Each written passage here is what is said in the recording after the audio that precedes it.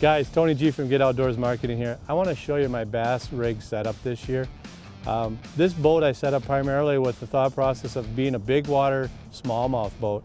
So you're going to see some things on here that aren't traditionally what a regular bass boat would be. First, starting up here in the front, we've got a Terova on here. Normally you have pedal steer Fortrex on here. I've got a power drive motor on here. I have that because of the interlink system to be able to link into my trolling or into my Onyx, and therefore when I'm on these big contour flats and things like that, I can tell the motor to drive and stay in certain areas. Also eliminates me having to stand on the pedal. If the waves are 3-4 feet high, like they can be on Lake Michigan, I can't stand on the pedal, so I need to be down in the bottom of the boat controlling it with remotes such as like the micro remote here. I've got the Onyx 10 flush mounted in there, so that's all completely screwed to the bow. I'm going to eliminate any jostling around and bouncing around in those big waves, things like that. Also on the Terova, you'll notice I have the removable bracket. I've got that there so that at any given time, if I want to go back to more of a traditional bass boat setup, I can pull that motor off, put a Fortrex on, slide it in that bracket, hook up the wires, and I got a traditional bass boat setup at that point.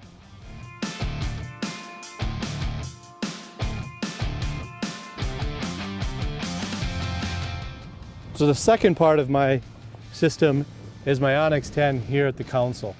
At this point here, I've got these two units networked together. I've also included the Terova in the network, so I can make adjustments here at the console without even having to move around the boat, thus, being in the wind, things like that. For example, I can touch on the screen. I go my cursor there on that screen, hit the enter button, and it's now taking me to that spot. The last part of my setup here is the dual talons. These are 12-foot talons.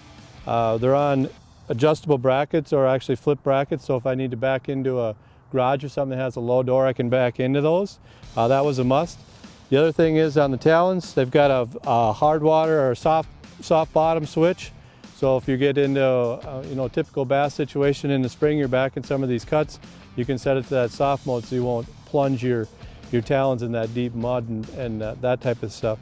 The two talons are a must. When I put those things down, it holds me there. I don't go anywhere, especially in that big water and those big waves. You need two to kind of really make sure that you're anchored and not moving around. So the other thing is you can link up to 10 talons on one remote. So I've got these both to actually go down at the same time. So they're down.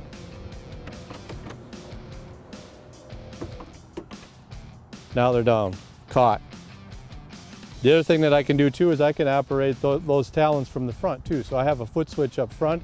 I can operate one at a time or both up and down. It's my choice. So there you have it. I've taken you on a tour on my big water bass boat. This Ranger Z521C is ready to roll.